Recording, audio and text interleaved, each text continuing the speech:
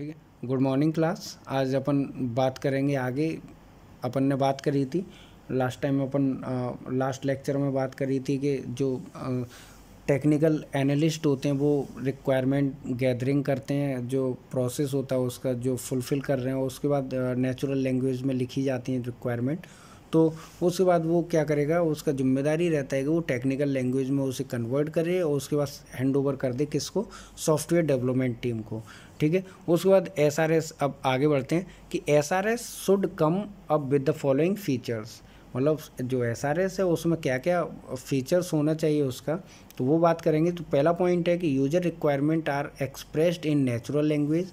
ठीक है। जो यूजर रिक्वायरमेंट्स हैं वो एक्सप्रेस करी जाती हैं किस में, नेचुरल लैंग्वेज में। Technical requirement are expressed in structured language which is used inside the organisations. Technical जो रिक्वायरमेंट है वो एक्सप्रेस स्ट्रक्चर्ड लैंग्वेज, यानी कि टेक्निकल जो एनालिस्ट है वो करेगा, टेक्निकल लैंग्वेजेस में कन्वर्ट करेगा। Design description should be written in pseudo code, यानी कि जो डिजाइनिंग अगर डिस्क्रिप्शन दिया है अगर मान लीजिए, तो वो किस में लिखा जाएगा, सूडो कोड्स में लिखा जाए। नेक्स्ट पॉइंट है कि format of forms and GUI screen prints, मतलब ये इस तरीके का होना चाहिए। उसके बाद है conditional and mathematical notations for DFD। ठीक है। DFDs के लिए कंडीशन एंड मैथमेटिकल नोटेशंस होने चाहिए। फॉर्मेट GUI इस मतलब होना चाहिए उसका, सूडो कोड होना चाहिए। अगर डिज़ाइन की बात करूँ तो मैं सूडो कोड के थ्रू मैं दिखा पाऊँगा उसको। तो ये SRS में ये अपन को मेंशन करना पड़ेगा। ठीक है। अब सॉफ्टवेयर रिक्वायरमेंट वैलिडेशन की बात करें तो सॉफ्टवेयर रिक्वायरमेंट वैलिडेशन देख लेते हैं क्या होता है कि after requirement specification are developed the requirement mentioned in this document are validated. ठीक है। सबसे फिर उसके बाद जब जैसे ही में अपन एक बार अपन इनको मेंशन करेंगे डॉक्यूमेंट में, तो फिर ये वैलिडेट करा जाएगा कि ये सही है कि नहीं सही है। तो user might ask for illegal impractical solution or experts may interpret the requirement incorrectly. This result in huge increase in cost if not nipped in the bud.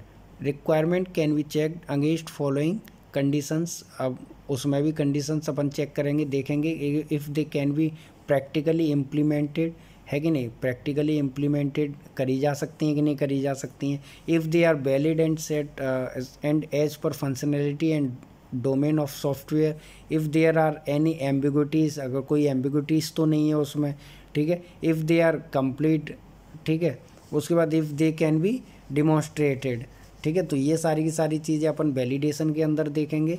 फिर आगे देखते हैं रिक्वायरमेंट एलिसिटेशन प्रोसेस की, मतलब जो अपन गैदरिंग कर रहे हैं वो उसका जो प्रोसेस क्या है। तो requirement elicitation process can be depicted using the following diagram. आप डायग्राम में देख पा रहे हैं कि सबसे पहला जो बॉक्स है वो है कि रिक्वायरमेंट गैदरिंग। रिक्वायरमेंट गैदरिंग जैसे ही अपन करेंगे तो आगे क्या करेंगे, रिक्वायरमेंट ऑर्गेनाइजेशन है। उसके बाद है फिर नेगोशिएशन एंड डिस्कशन, यानी कि अपन सबसे पहले अपन ने क्या किया कि रिक्वायरमेंट गैदरिंग करा। उसके बाद है रिक्वायरमेंट ऑर्गेनाइजेशन, उसके बाद नेगोशिएशन, जो भी पैसों वगैरह की बात होती हैं।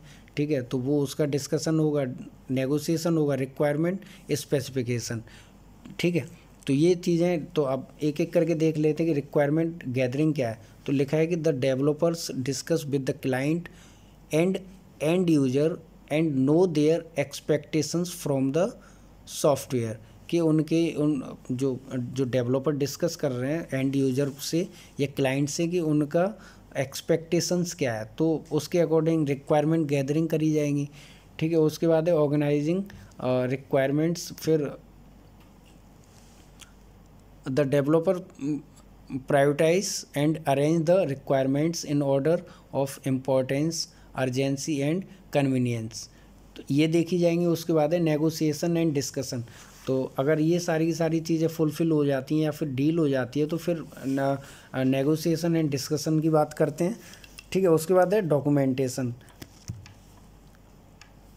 Documentation all formals and informal, functional and non functional requirement are documented and made available for next phase processing. ठीक है, एक बार मतलब रिक्वायरमेंट गैदर हो गई, उसके बाद अगर देख लिया, बात कर लिया, नेगोशिएशन डिस्कशन हो गया, उसके बाद फिर उसको डॉक्यूमेंट करेंगे और उसका डॉक्यूमेंटेशन करेंगे प्रॉपर। फिर है रिक्वायरमेंट एलिसिटेशन टेक्निक्स। अब टेक्निक्स में आप किस तरीके से अब बात करेंगे, देखिए अब इंटरव्यूज़ के थ्रू अपन या इंटरव्यू मीडियम हो सकता है, अब उसमें भी अपन स्ट्रक्चर्ड इंटरव्यू या क्लोज्ड इंटरव्यू रख सकते हैं, नॉन स्ट्रक्चर्ड इंटरव्यू रख सकते हैं। ठीक है, उसके बाद ओरल इंटरव्यू की बात कर सकते हैं, यानी कि अपन को जब रिक्वायरमेंट अगर गैदर करना है तो कैसे कैसे कर सकते हैं, इंटरव्यू के थ्रू कर सकते हैं। उसमें मैंने बताया था कि स्ट्रक्चर्ड हो सकता है, नॉन स्ट्रक्चर्ड हो सकता है, ओरल हो सकता है, उसके बाद है रिटन इंटरव्यू हो सकता है, 1-to-1 इंटरव्यू हो सकता है, which are held between 2 persons across the table. ठीक है, ग्रुप इंटरव्यू हो सकता है, उसके थ्रू अपन गैदरिंग कर सकते हैं। ठीक है, उसके बाद है सर्वे। अब सर्वे के थ्रू अपन रिक्वायरमेंट गैदर कर सकते हैं, क्वेश्चनायर मतलब कर सकते हैं। उसके बाद है टास्क एनालिसिस है, टास्क एनालिसिस मतलब दे दिया उसको कि अपन को गैदरिंग करनी है रिक्वायरमेंट, अपन को अगर गैदर करना है या प्रोसेस जो भी करना है अपन को, तो कस्टमर को टास्क दे दिया, उसके उसे एनालिसिस किया, देन अपन गैदर कर सकते हैं। ठीक है, डोमेन एनालिसिस की उसको पर्टिकुलर क्या चाहिए उसके हिसाब से कर सकते हैं। तो ये सारी चीज़ें मैंने बताया आपको कि रिक्वायरमेंट गैदर करने के लिए अपन ये सब कर रहे हैं। उसके बाद है सॉफ्टवेयर रिक्वायरमेंट। ठीक है, तो नेक्स्ट अगर एलिसिटेशन की बात करें तो उसमें नेक्स्ट फेज रहता है अपन का सॉफ्टवेयर रिक्वायरमेंट कैरेक्टरिस्टिक्स। तो gathering software requirement is the foundation of the entire software development project, has they must be clear, correct and well defined. ठीक है, उसके बाद है a complete software requirement specification must be. जो अगर SRS की बात कर रहे हैं तो एसआरएस कंप्लीट एसआरएस जो होना चाहिए वो किस तरीके का होना चाहिए, क्लियर होना चाहिए, यानी कि जो भी उसमें जो वर्डिंग है वो क्लियर होना चाहिए, करेक्ट होना चाहिए, कंसिस्टेंट होना चाहिए, कोहेरेंट होना चाहिए।